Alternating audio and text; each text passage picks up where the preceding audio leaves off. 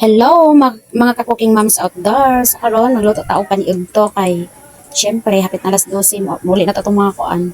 Mga estudyante atong bana nga trabaho gikan. So karon igura ko magkuan. Naman ni pinirito nga nabiling gabi so ako siyang sabon pero ipaagi na kung bisa. So para kanto siya ba para malamig ko, di ba? Simple naman kaya ni siya kuanon. Simple ra kaya ni siya lutoon. Pangmasa ra gid ni siya kapag luto. Igisa lang nakuha ko namin na masdaan. Ay, para, syempre, pamahumot ko na, di ba? Ang kuanan niya, ang pinilituan niya isda ako, siyang lituan. Ako siyang gigagmay-gagmay. Hindi ko siya actually gigmay-gigmay. Kaya para, tinigkaon na to, wala na kayo siya mga bukog. So, mara siya, kung nagigisa, tapos, pagkahuman na. Ilo na daday na ko tong isda nga pinilito, di ba? Ano na siya, guys?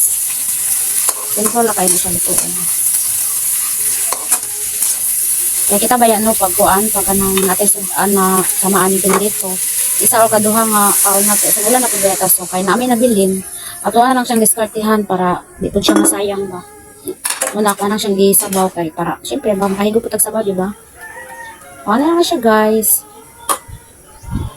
Simple lang kay siya lutoon. Dali ra kaayo. Tara siya tanglad. Dan gini sa mix. Ay dili no. Magic sarap day. And then, padung na siya mabukal. Tapos, ilunod na po dahil na ko ang kuan, sibes dahon. Kaya ko liya nga to, kung niluto, basta kompleto siya lamas. Basta, yung ara, lami din siya kaunon. Muna nga ako, para tuon, basta kung bana. Hindi ko maluto, basta dili kompleto og mga ricado. Siyempre, mara po ba na makapalami no, ang mga lamas. So, maraya, bukal na siya. Tawdaan na, ako na siyang kuanon. Ako na siya pagnan. O, diba?